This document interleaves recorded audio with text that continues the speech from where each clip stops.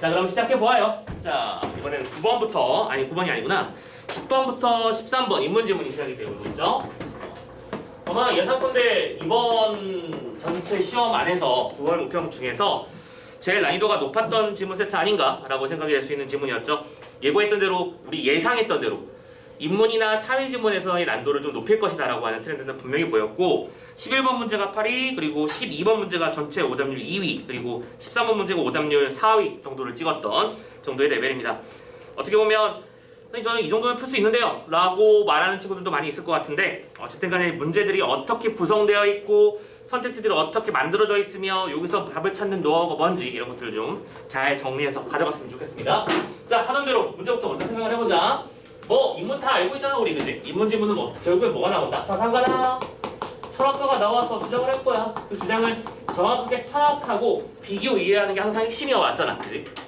여기도 이제 지문을 여러분들 문제는 다 풀어봤으니까 알 테지만, 결론적으로는 반자유의지 논증이라고 하는 게 중심축이고, 이것에 대한 주장의 내용이 뭔지, 그리고 이것을 비판하는 입장은 또 어떻게 주장을 하고 있는지를 나란히 놓고 비교 작업을 했어야 되는 문제였죠. 자, 10번 문제부터 확인을 해봅시다. 10번 문제는 일치불치 키워드 싸움이라고 했었죠? 선택지를 읽으면서 내가 어떤 글들을 보게 될 것이라는가 확인할 수 있다고 했었는데, 지금 딱 보면 1, 2번이 묶이고 3, 4번이 묶이는 게 보일 거야, 그죠?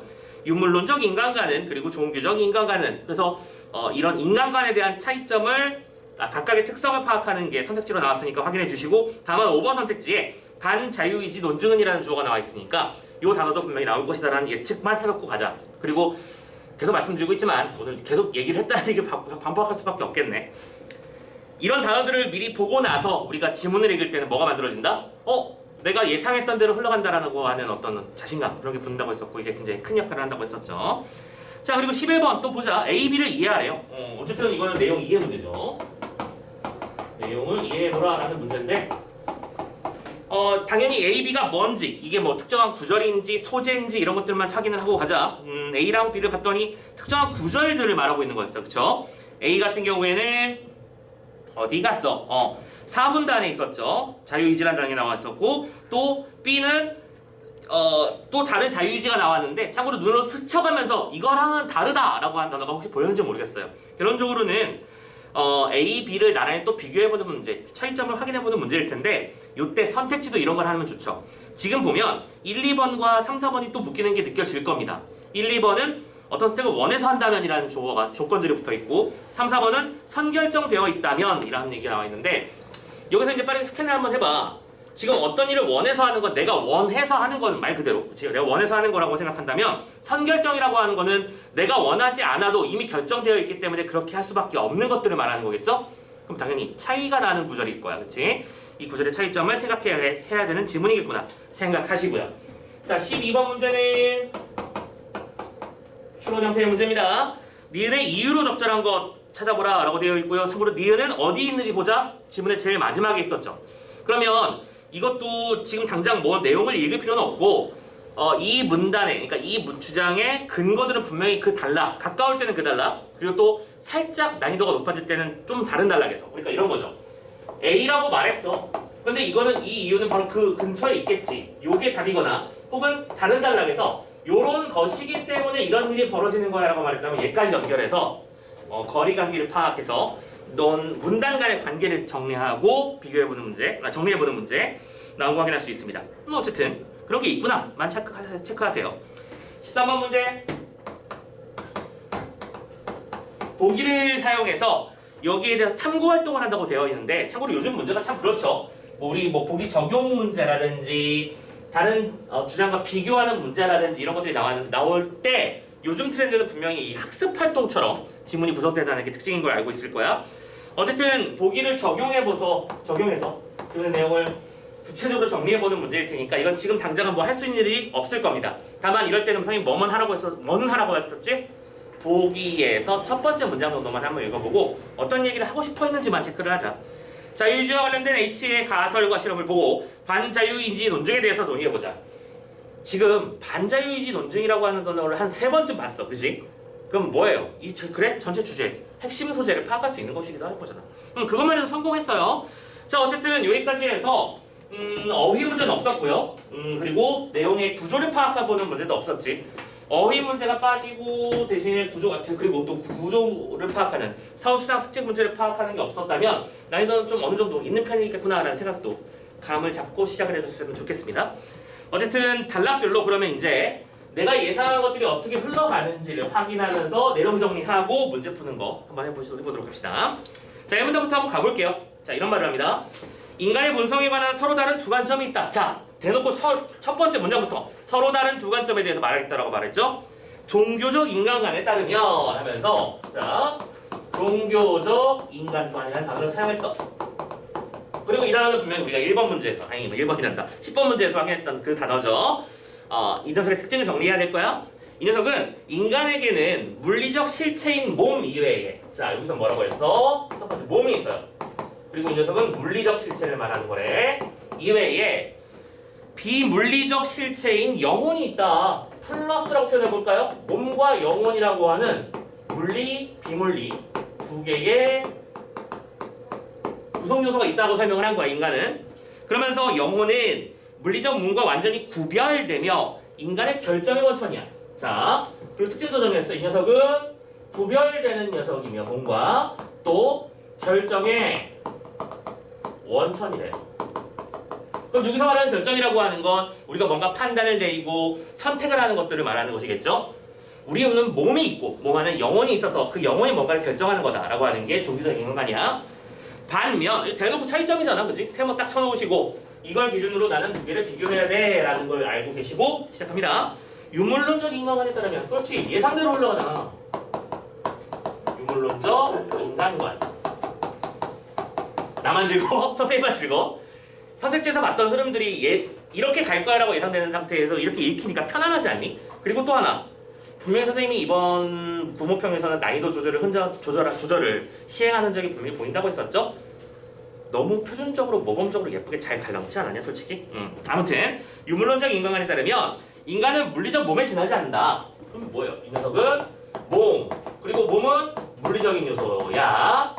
그리고 플러스 X를 굳이 쓸게요. 바로 이게 차이점일 테니까요. 두 녀석의 차이점을 규명하고 있습니다. 그리고 이 차이점은 뭐가 되는 거야? 출제 요소지. 그지? 그러면서 물리적 몸 외에 영혼은 존재하지 않고 따라서 인간의 결정은 단지 뇌에서 일어나는 신경사건이지. 자, 그런데 이런 말을 했어. 이게 없기 때문에 결정이라고 하는 것은 뇌에서 일어나는 신경사건이다. 자, 차이점 명확하게 밝히고 있습니다. 그쵸? 종교에서는 영혼이 있어서 뭔가 결정을 하지만 유물론적 인간관에서는 뭔가 사람이 결정을 한다는 것은 뇌의 신경신호의 어떤 집합일 뿐이다 라고 설명을 하고 있었죠. 자, 그리고 이러한 두 관점 중에서 유물론적 인간관을 가정할 때 이 녀석을 가정하자. 자, 우리는 유물론적 인간관이 맞다고 생각을 한다면 이때 인간은 자유롭게 선택할 수 있을까? 즉, 인간에게 자유의지가 있을까? 이 가정을 한다면 자유의지의 존재 여부는 어떻게 되는가? 지금 여기서 뭐 하고 있는 거야? 이게 바로 화제를 제기하고 있는 또 모범적인 형태죠. 그쵸? 이 두 가지를 설명한 다음에 지금부터 우리는 자유의지는 존재하는 것인가에 대해서 증명해 볼 거야 라고 설명을 한 겁니다. 또 심지어 얘까지 드러나는 친절하게요. 가령 이 갑이 냉장고 문을 열었는데 딸기 우유랑 초코 우유가 있어. 그럼 이 둘 중에서 우리는 분명히 자유의지를 가지고 선택할 수 있느냐는 거냐 말이지. 오케이. 자, 이렇게 해서 첫 번째 단락 뭐 했다? 종교적 인간관과 유물적 인간관을 정리하고 하나의 축을 통해서 화제를 제기했어. 자, 여기서 여러분들은 전략적 입장에서는 선택을 하세요. 뭐냐면 지문이 읽을만하고 수월하다라고 생각하면 그냥 쭉쭉 읽어나가셔도 되는데 만약에 이거보다 난이도가 조금 높은 문제가 있다고 친다면 지금 10번 문제는 지우고 올 만한 가치가 있는 게 많은 걸 이미 알고 있잖아, 그치? 그럴 때는 빨리 처리를 하고 오는 것도 방법 중에 하나야. 여기서는 그 부분만 살짝 적용을 해볼까? 자, 10번 문제 1번부터 잠깐만 보고 올게요. 1, 2번 묶어놨나요? 1번 유물론적 인간관에 영혼의 존재를 인정하지 않는다. 없잖아. 뭐 그대로지. 2번 유물론적 인간관은 인간의 선택을 물리적 사건으로 본다. 결정이라는 건 결론적으로 뇌에서 벌어지는 신경사건에 불과하다고 말했으니까 이게 바로 물리적 사건이라고 말하는 거겠죠. 왜?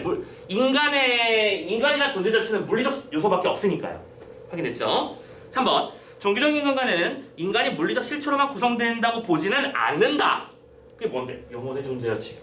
그리고 4번 조규정 인간과는 인간의 선택에서 비물리적 실체 이게 뭐였죠? 영혼이었죠. 그리고 이 영혼이 하는 역할을 인정합니다. 그게 뭐였죠? 결정의 원천이다라고 했으니까. 그렇죠? 4번까지 지워졌잖아. 근데 5번은 반자유주의 논증은 함부로 맞다 틀리다 말 못하죠 지금은? 맞나? 아직 본 적도 없는 글자니까.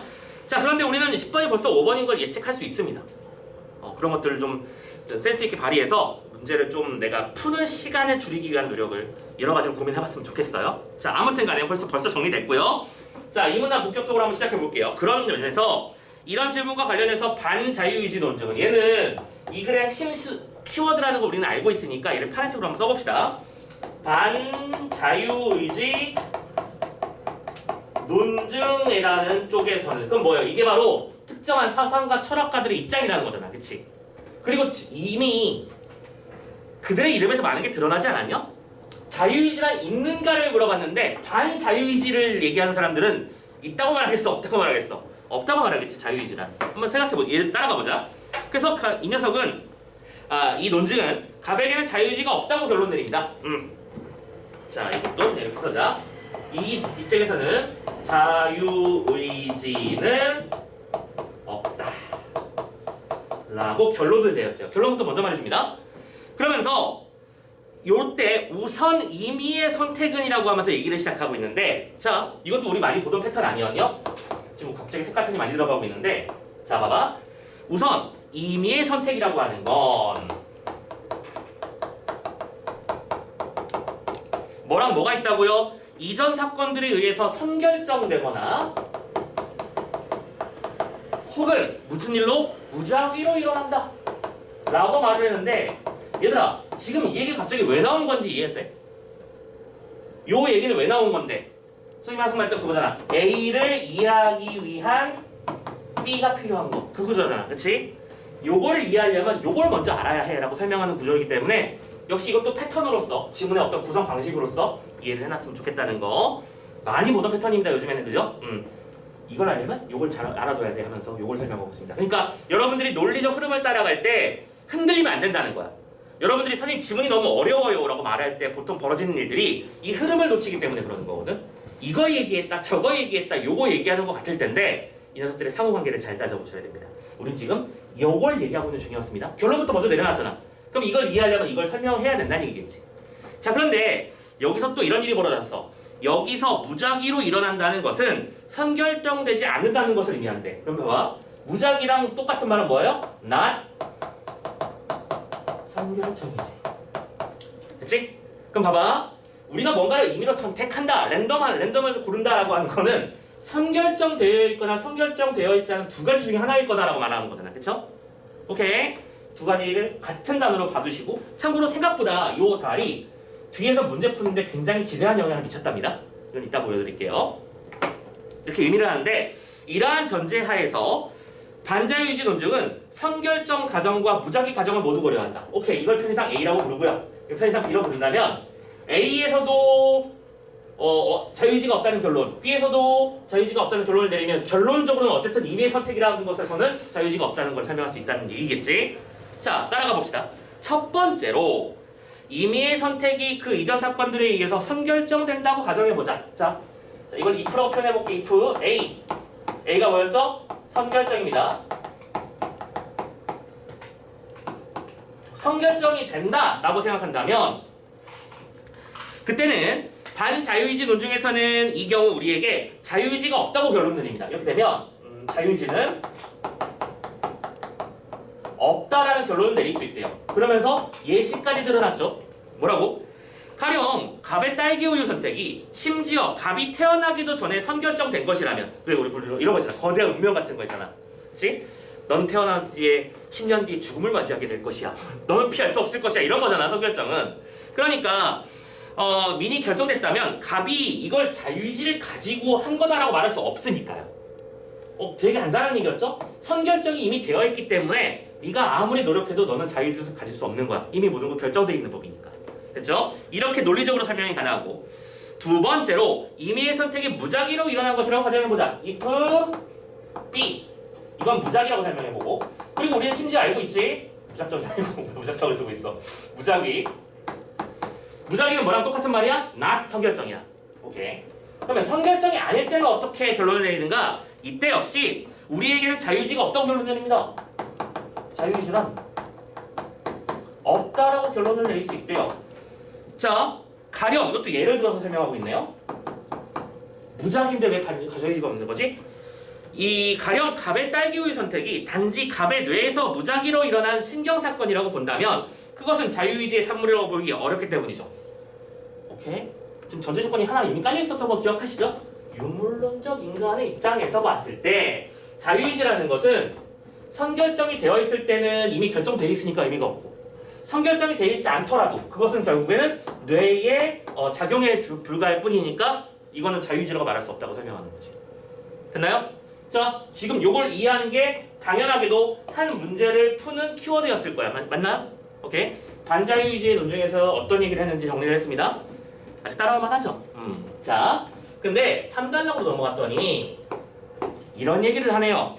그러나 이 논증에 대해서 또 다양한 비판이 가능한 거야. 그럼 이거는 이 녀석과의 차이점을 말하는 문단이겠지? 자, 기억. 반자유의지 논증을 비판하는 한 입장에 따르면 이라고 돼 있습니다. 지금 이거 기억이라고 돼 있으니까 기억이라고 쓰고요. 반자유의지 논증에 대해서 비판하는 입장. 비판하세요. 그러면 이건 당연히 단락 자체가 두 개 서로 대립적 짝이 되는 거겠지. 그러면 이거에서도 당연히 문제는 나올 것이고요.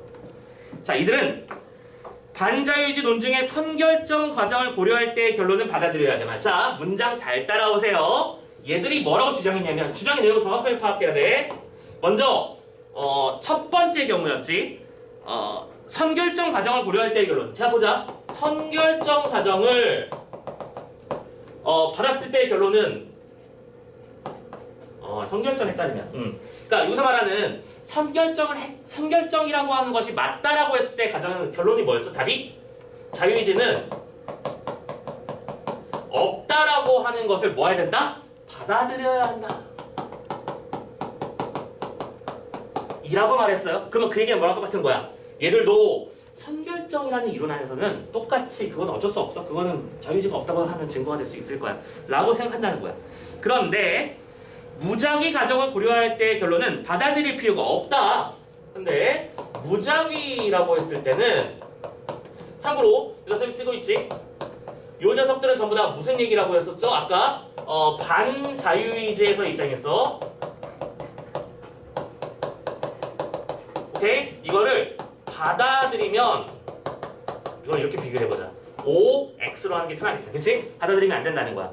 그리고 여러분들은 이걸 정의해야죠. 무슨 말인지 이해해야 되죠. 반자유의지 논증에 대한 비판의 입장에 따르자면 선결정이라는 조건 하에서는 자유의지가 없다고 받아들일 수 있지만 무작위라는 차원에서는 받아들일 수 없다라고 주장을 한 거래요. 그리고 그 이유는 아래와 같다 하면서 본격적으로 또 논증을 펼쳐가겠죠. 따라오고 있죠? 자, 가자. 임의의 선택이 나의 자유의지의 산물이 되기 위해서는 다음 두 가지 조건을 잠깐만 내려야겠지? 두 가지 조건을 따라와야 된대요. 4문단. 자, 어떤 선택이 나의 자유의지의 산물. 자, 이거를 별표로 치고요. 어떤 것이 자유의지의 산물이라고 했으니까 이걸 자유의지 동그라미라고 하고 이렇게 뭔가가 자유의지가 말리려면 두 가지 조건이 필요하대요. 첫째는 내가 그 선택의 주체여야 돼. 조건 이거는 X라고 하자. 조건 X. 자, 선택의 주체가 나여야 하는 게 첫 번째 X 조건. 그리고 Y 조건은 뭐였지? 나의 선택은 그 이전 사건들에 의해 선결정되지 않아야 된다. 오케이? 선결정되지 않은 것. 무슨 말인지 알겠죠? 봐봐. 왜냐면 선결정이 돼버리는 순간 그 녀석은 자유의지가 없다는 결론으로 가버리잖아. 그러니까 선결정이 아닌 상태인데 그때 선택하는 게 나라면 그거는 뭐다? 자유의지다 라고 보자는 거야. 또 나왔네? A를 이해하기 위한 B. 이건 C를 이해하기 위한 D겠네. 그치? 오케이. 자, 물론 근데 물론이란 말을 했어. 자, 여기서 이제 너희를 흔들기 시작하는 거야. 참고 물론이라는 말을 썼다는 얘기는 잠깐 당길어서 해야겠다는 선언이야. 흔들리면 안 될 중심축에서.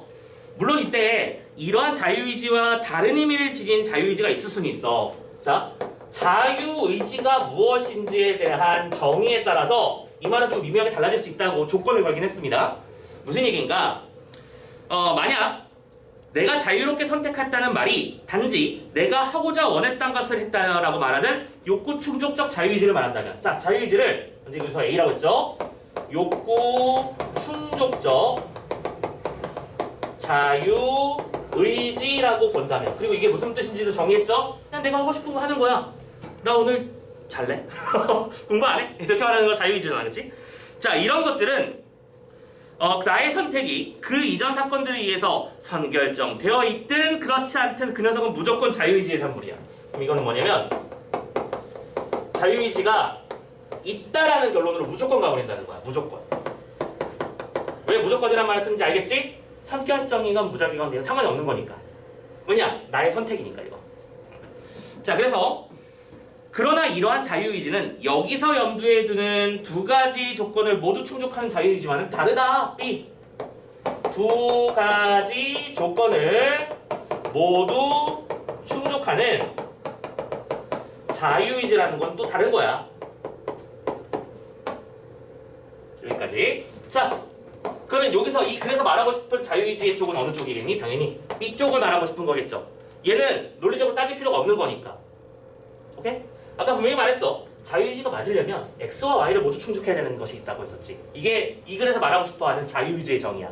근데 자유의지를 그냥 폭넓게 봐버리면 모든 게 자유의지가 돼버리는 거니까 그건 논리적으로 말할 합당한 값어치가 없다라고 하면서 요거는 잠깐만 얘기를 하고 갈게요라고 말한 거죠. 그리고 요 두 개의 관계를 이해했느냐가 아까 몇 번 문제였더라? 11번 문제 키워드였을 겁니다. 됐죠? 자, 아무튼 얘는 잠깐 두고 가고요. 그 다음에 아직까지도 얘기를 못 끝내고 있지. 오문단으로 가봅시다. 그래서 다시 원래대로 얘기로 돌아가서 다음으로 어떤 선택이 무작위로 일어난 것이라고 하더라도 그 선택의 주체는 나일 수 있어. 자, 가자. 어떤 선택이 무작위로 일어났대. 그리고 우리 이 말 좀 다시 번역 좀 할까? 이게 무슨 뜻이라고요? not 선결정 되지 않은 상태에서 이때 선택의 주체는 나인 경우가 있대. 근데 얘들아, 지금 요 얘기가 그냥 뭐랑 똑같은 말이야. 이거랑 똑같은 말이잖아. 봐봐, 그치? 이걸 이해하기 위해서 이걸 잠깐 갔다 와서 다시 얘기를 하기 시작한 거야. 맞죠? 그리고 논리적으로 이게 보이시나요? 같은 말 두 번 했지? 맞니? 선생님이 같은 말 두 번 하면 출제 포인트라고 했었죠? 지금 똑같은 말 두 번 한 거잖아. 자, 이럴 때는 이거는 뭐라고 부르자? 자유의지라고 부를 수 있을 거야. 예상대로. 맞는지 보자. 유물론적 인과관에 따르면 갑이 딸기우를 선택했다라고 하는 것은 선택 시점에 갑의 뇌에서 신경사건이 발생했다는 것을 의미하죠. 근데 이러한 신경사건이 이전 사건들에 의해서 선결정은 되지 않았다라고 생각해보자라고 한다면 이러한 가정 아래서도 당연히 그 갑은 선택의 주체일 수 있다는 거야. 왜? 이 가정은 선택 시점에서 발생한 뇌의 신경사건으로서 갑이 딸기우를 선택했다는 사실을 바꾸지 않기 때문이라는 거야. 말 되게 복잡하게 해놨는데 그냥 이 두 개가 맞으면 당연히 그건 자유의지가 있다고 볼 수 있는 근거 아니냐라는 얘기 아닌가? 오케이, 이렇게 되면 뭐다? 자유의지가 그것은 맞다라고 생각한다는 거지. 오케이? 내가 뇌신경에서 어떤 호르몬이 작용해서 나는 근본적으로 딸기가 땡겨 그런 게 아니라면 그건 선결정이 안 된 거잖아. 그치? 선결정이라는 것은 없다라고 생각을 한다면 뇌에서 신경작용을 하더라도 오케이? 결국에 그 선택을 하는 건 나의 몫인 거니까 그 자체를 뭐라고 보자? 자유의지라고 보자라고 하는 게 이 글의 핵심 내용이었던 거야. 그래서 마지막 결국 니은 반자유의지 논증의 무작위 가정을 고려할 때, 자 이걸 니은이라고 쓰니까 한 번만 더 쓸게. 니은이 뭐였냐면 반자유의지 논증의 무작위 가정을 했을 때, 그럼 생각해보자. 무작위가 무슨 뜻이라니까? 나 선결정이라며, 그지? 선결정이 없을 때의 결론은 다시 한 번 말합니다. 받아들일 필요 없다라고 말했는데 이 말을 우리가 알고 있는 말로 바꿔 씁시다. 무슨 소리예요? 자유의지는 있다고도 할 수 있다. 그치? 자, 이렇게 니은까지 정리를 마무리 지었습니다. 오케이. 자, 이렇게 해서 질문 다 봤고요. 생각보다 할만합니다. 그죠? 솔직히 말하자면 우리가 육모평에서 봤던 지문 레벨이라든가 작년 수능, 재작년 수능 기출에서 봤었던 인문, 사회지문의 레벨에 비춰보았을 때 이 정도면 솔직히 할만했으면 좋겠어요. 자, 아무튼 간에 지문의 내용을 다 이해했다면 그리고 어떻게 읽어야 되는지 구조까지 정확하게 읽어내셨다면 이제 답을 맞추는 일밖에 안 남았습니다. 그죠? 자, 10번 문제 마지막 5번까지만 정리 좀 하고 갈까요? 5번. 자, 반자유의지 논증은 임의의 선택이 선결정되지 않을 가능성을 고려하지 않는다고 말했는데, 자, 흔들리지 마시고요. 선결정이 되지 않은 걸 뭐라고 한다니까? 무작위잖아. 그럼 이 문장을 다시 읽어볼게. 반자유의지 논증에서는 무작위를 고려하지 않는다? 아니라니까? 선결정이건 무작위건 무작위일 때도 역시 자유의지는 없다고 분명히 고려했죠. 맞나요? 그러니까 5번 답이지. 예상대로 확인됐고요. 자, 11번 문제 또 이어서 가보도록 합시다. 참고로 11번 문제의 오답률 좀 잠깐 보고 갈게. 이 문제가 나름대로 오답률 화작 기준으로는 8위, 그리고 업백 기준으로는 12 정도로 찍었다고 했었는데 선택지 비율을 잠깐 보시면 1번하고 5번은 너무 비율이 낮아서 선택 비율이 낮아서 너무 제끼고 2번이 12%, 3번이 15%, 4번이 66%. 즉 4번이 답이라고 하는 거 정확하게 이 구조를 이해하지 못했다면 답이 그냥 흔들흔들 거렸다는 얘기라고 볼 수 있겠지.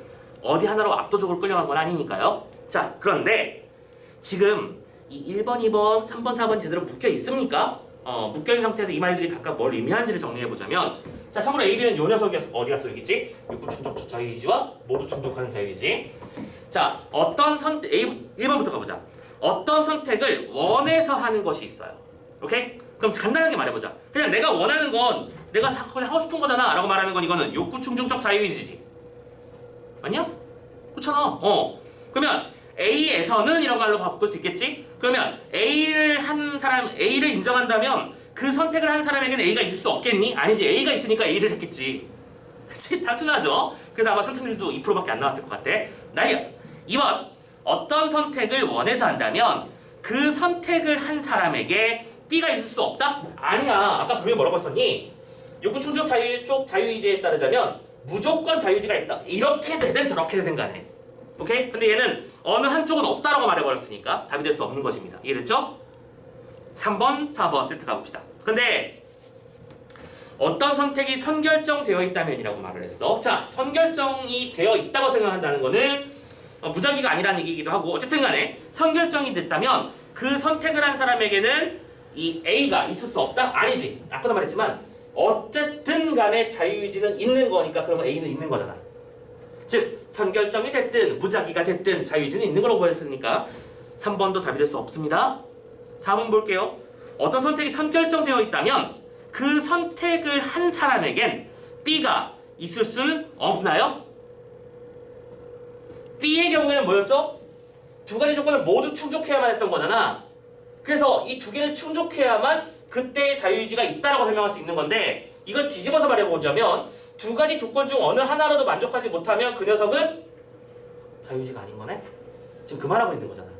그치? 모두 충족해야 되기 때문에 어떤 사람에게는 그 선택을 한 사람에게 B가 없다라고 하진 않았어. 있을 수 없다. 그렇게 말한 건 맞구나. 오케이? 있을 수 없다고 말하는 거. 그러면 결론적으로는 선결정이 아닌 것 중에서만 고를 수 있는 거니까 맞는 말이라고 볼 수 있겠지. 됐지? 오케이. 이렇게 해서 4번 선택지 답 잡으시면 되는 겁니다. 자, 그리고 마지막 5번도 마찬가지입니다. 어떤 선택을 원해서 했고 그 선택이 선결정되어 있지 않다면 두 가지 조건이 있을 때 자, 이때 그 선택을 한 사람에게는 A도 있을 수 있지. 왜냐면 A는 어느 쪽이든 상관없다고 했으니까. 근데 B는 어땠죠? 선결정이 아니라고 했으니까 어느 하나만 조건을 더 충족하면 성립할 수 있어? 선택의 주체가 누구여야 돼? 나여야지. 선택의 주체가 나라면 이때도 B도 있을 수 있는 거지. 이해되니?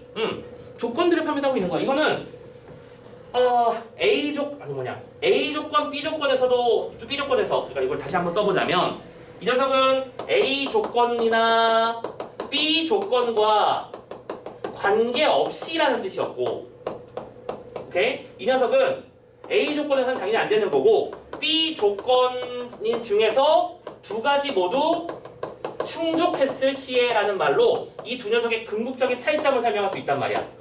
그리고 이 차이점으로 문제를 낸 거잖아. 됐나요? 요 녀석이 프리의 키워드였다라고 우린 정리될 수 있습니다. 할만했죠?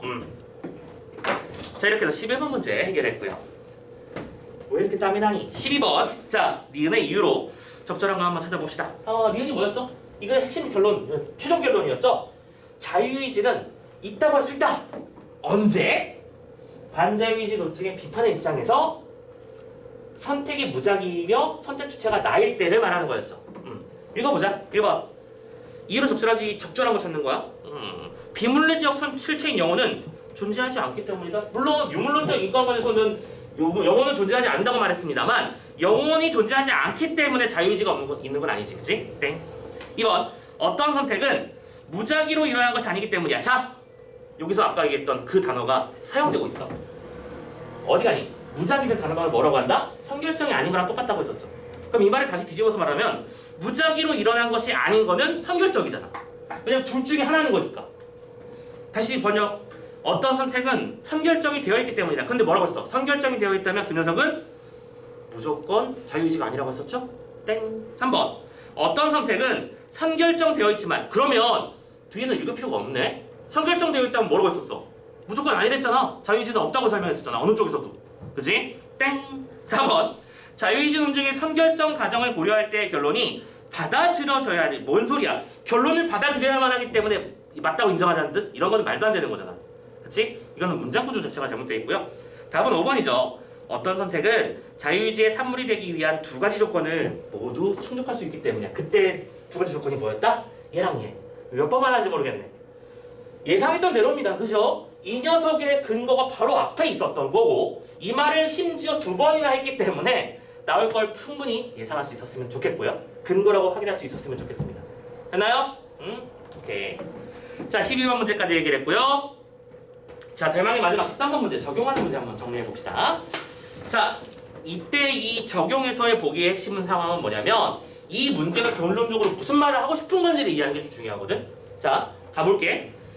밑글에 기억에 입각하여. 자, 이 문제가 지금 몇 점짜리? 3점짜리 문제야. 3점짜리 문제는 여러분들이 신경 써야 되는 게 두 가지 정도 있다고 했었죠. 첫 번째, 함정 조심해야 되고요. 그쵸? 함정 조심해야 되고 뭐 두 번째로는 시간 끌려가는 거 주의하라고 했었죠, 이거? 수업할 때? 그러니까 시간 끌리는 걸 막기 위해서 뭘 해야 된다? 요령 있게 보는 눈이 필요하다고 했었는데 참고로 요 3점이기 때문에 그냥 선생님 보기 적용이니까 무조건 3점 아닌가 이렇게 생각하시면 곤란해요. 3점일 땐 이유가 있는 거거든? 함정을 조심해야 되는데 참고로 이 녀석의 함정은 이거였어. 기억의 입장. 에서라는 말을 꼭 신경 써서 했던 말 봤어야 됐어. 기억의 입장이 뭐였죠? 요겁니다. 오케이? 그럼 뭐냐면 반자유의지 논증만으로도 충분히 버거울 수 있지만 솔직히 안 버거웠긴 해요. 근데 이 녀석을 비판하는 입장에서 이거를 이해해보자라는 거지. 오케이? 자, 가보자. 그러면 이렇게 학습활동에 따라서 탐구활동을 해봤답니다. A에 들어갈 말을 정리해보자. 자, H의 가설을 한번 볼까요? H가 이렇게 가설을 내렸습니다. 인간이 결정을 내릴 때 발생하는 신경사건이 있기 전에 어떤 선택을 할지 알게 해주는 다른 신경사건이 그에 대해서 매번 발생한다라는 말을 썼네요. 가설을 좀 쉬운 말로 바꿔줄 수 없나? 어떤 선택을 하기 전에 항상 우리의 뇌에서는 그 녀석을 어떻게 갈지를 미리 알려준다는 얘기는 미리 알고 있었다는 얘기지. 우리의 몸이 나도 모르게 내가 할 선택을 내가 취하게 될 어떤 의지를 알고 있었다는 거야. 그렇다는 얘기는 이고리가 알고 있는 이 지문 속에서 봤던 어떤 단어를 말하는 거야? 선결정이잖아. 매번 일어난다며. 오케이? 선생님, 저 오늘부터 다이어트 할 거예요! 라고 말해봤자 너는 내일도 라면을 끓여 먹겠지. 이미 결정되어 있다. 약간 슬프잖아, 그치? 이미 결정되어 있어. 너는 라면 냄새만 맡아도 너는 흥분할 거야. 오케이? 안 먹어라는 말을 못할 거라고 말할 수 있다는 겁니다. 항상 다른 신경사건이 먼저 존재하고 있다는 거죠. 너는 실패할 것이다. 뭐 이런 거죠. 자, 아무튼 그런 발생이 있다고 쳤을 때 실험의 내용은 뭐였었죠? 그 선결정을 확인하는 실험이었던 거잖아. 자, 파란색 버튼, 파란색이랑 파란색 흰색 맞니? 그게 아니구나. 왼손 오른손에 버튼이 있고 랜덤하게 그냥 왼쪽으로 쭉이 하나를 누를 텐데 만약에 앞에 가설이 맞는다면 결정의 시점과 그 이전에 발생하는 뇌신경 사건의 그 사이에서 이미 신경신호가 먼저 발생하겠지. 이번 선택은 무조건 오른쪽으로 가게 될걸? 그래서 오른쪽을 예고하는 신호가 뜨고 실제로도 오른손을 누르는 거야. 근데 나는 그게 랜덤이라고 생각하고 있는 거지. 그렇게 판단해보자는 거야. 문제인 알겠어? 실험의 결과는 선결정을 확인하는 거야. 선결정이 존재함을 확인. 그럼 얘들아, 예상 결론을 내려보자. 여기까지만 읽어봤을 때 만약 이게 맞다면 결론은 어떻게 끌고 가는 거야? 자유의지는 없다라고 결론이 나오겠지 무조건. 왜냐면 선결정이 있는 거니까. 무슨 말인지 이해됐어? 오케이. 자, 이걸 염두에 두시고 선택지를 한번 읽어봅시다. 그래서 논의를 했습니다. 자, 1번부터 가자. 1, 2번 묶이고 3, 4번 묶였나요? 이번 문제 세트의 좀 특이점이 바로 이런 부분이었죠. 지금 선택지들이 예쁘게 갈라져 있었습니다. 그죠? 그걸 좀 생각해 주시고 1번 H의 가설이 실험 결과에 의해서 입증된다면이야. 그러면 다른 말로 번역해줘. 이거 무슨 뜻이라고요? 선결정이라는 것이 맞다면 되잖아. 그럼 선결정이 맞으면 선결정 과정을 고려할 때 결론을 무조건 받아들여야 되지. 선결정 과정에서의 결론은 뭐였거든? 자유의지란 없다였습니다. 맞냐? 알고 있잖아. 선결정이라면 이쪽에서도 없다 했는데 제가 근데 이건 헷갈리면 안 돼. 반자유의지의 논증을 비판하는 입장에서 보자면 선결정이 있는 순간 우리는 자유의지가 없다는 것을 받아들여야 된다고 했었으니까. 맞지? 2번도 마찬가지야. 입증된다면 선결정이 있다면 무작위 가정은 참일 수밖에 없다? 잠깐만. 무작위 가정은 참일 수밖에 없다라고 말하는데 무작위 가정은 이쪽이야. 근데 이건 무조건 참일까? 이건 아직 모르는 거지. 왜냐하면 조건이 두 가지나 필요했잖아. 아직 모르는 거죠. 무조건 참이라는 말을 할 수 없습니다. 이거는 물론 선결정이 있다면이라고 하면 이거는 받아들여야 된다고 말했으니까 무조건 맞는 거야. 근데 선결정이 아니라면 받아들일 필요가 없다고 했잖아. 모르는 거지 그러니까 지금. 그치? 땡. 자, 3번입니다. 가설이 실험 결과에 의해서 입증되지 않는다면이라고 말했어. 그럼 입증되지 않는다는 얘기를 또 반말로 번역해주자. 무슨 소리라고요? 무작위라는 소리잖아요. 이거. 선결정이 아니면 무작위겠지. 그러면 이제 단순하게 번역해. 무작위라는 것 조건하에서는 선결정 과정은 참일 수밖에 없다. 말도 안 되지. 왜 선결정 여기서 왜 나와? 그래서 선결정 과정은 뭐거든? 자유의지란 없다니까요. 됐니? 4번 H의 가설이 입증되지 않는다면 무작위라면 무작위 과정을 고려할 때의 결론을 받아들여야 되는 건 아니다. 그쵸? 무작위 가정을 했을 때 것을 받아들여야 하는 것은 아니다. 완벽하게 똑같은 말이었네. 4번이구나. 그쵸? 이렇게 해서 4번 문제 정답을 잡았고요. 정답률 55% 정도로 예상되는 문제였습니다. 참고로 1, 2, 3번 선택지 선택 비율들이 11, 12, 14 정도로 찍혔어요. 즉 10명 중에 1명씩이 다 골고루 배분이 됐다는 얘기인데 그럼 이 얘기는 뭘까요? 문제를 풀었던 친구들의 중에선 절반 정도 수는 이 문제가 뭘 찾으라는 건지 이해를 못했다는 얘기도 되겠는 거겠죠. 오케이? 잠깐만. 그 얘기하기 전에 5번부터 마저 보고 가자. 자, 5번. 실험 결과에 대한 의한 입증 여부와 상관없이 아니에요. 여기서부터 틀렸죠. 입증 여부에 따라서 결론이 달라지는 거였지. 상관없이라는 말을 쓸 수 없었어요. 왜냐면 선결정이 있는가 선결정이 아닌가에 따라서 결론적으로 받아들여야 되고 받아들이지 않아야 된다는 결론이 나왔었으니까. 그치? 더 이상 읽을 필요도 없었던 거야. 아무튼 간에 이렇게 해서 선택지 내용을 다 봤고요. 자, 그러면 선생님이 이런 얘기도 한번 했었죠. 요즘 평가원 문항들이 지문의 내용을 되게 꼼꼼하게 사용한다고요. 지금 여기 요 문제를 만약에 선생님 저 이 보기 문제가 좀 힘들었었어요. 제일 어려웠어요 라고 말하는 친구라면 이런 것도 좀 센스를 발휘했으면 좋겠는 게요. 자, 아주 좀 극단적으로 이제 이 타이밍쯤 왔으니까 좀 실기적인 팁을 한번 찾아볼게. 만약에 10번부터 13번까지 풀었는데 여기까지 풀었어. 근데 13번의 답을 이 뭔 소리인지 모르겠어. 그럴 수 있잖아. 그치? 그럴 때는 어떻게 하느냐? 평가원 문항들의 지문은 꼼꼼하게 활용된다고 했었죠. 맞냐? 어느 한 문단도 그냥 괜히 읽고 싶어서 폼 잡으려고 읽는 문단은 없었다고 했었죠. 자, 그래서 따져봐. 1문단의 내용은 10번 문제에서 해결돼버렸잖아. 그치? 맞니? 2문단, 그러니까 11번 내용의 문제는 요 선결 조건에 대한 얘기니까 여기서 4문단은 신경 쓰지 않아도 됐던 거지. 맞냐?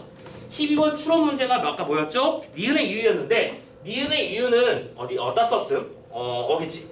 자, 요 5문단의 내용이었고 5문단에서 답의 근거가 나왔었지. 됐니? 그렇다는 얘기는 지금 남은 문단이 뭐야? 여기잖아. 2, 3문단이잖아. 이 두 녀석의 차이점을 가지고 뭔래 쓸까를 생각해보라는 거야. 그게 일종의 팁?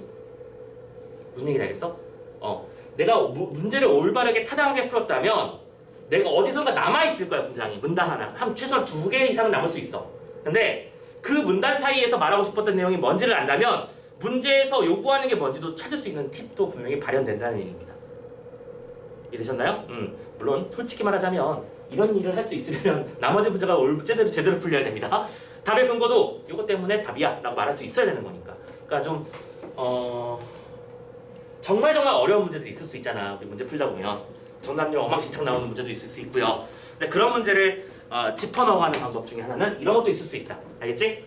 지문을 꼼꼼하게 이용하는 어떤 특성을 한번 이용해보자 라고 하는 얘기도 해보면서 일단 13번 문제까지 결론 내리도록 하겠습니다. 오케이? 자, 고생하셨습니다. 여기까지 잠깐 끊어가도록 하고 잠깐 순전 돌린 다음에 이제 한 지문만 더 하면 독서도 끝나는 겁니다. 그죠? 메타버스까지 끝내고 나서 문학 파트 넘어갈게요. 자, 숨 좀 돌리고 갑시다.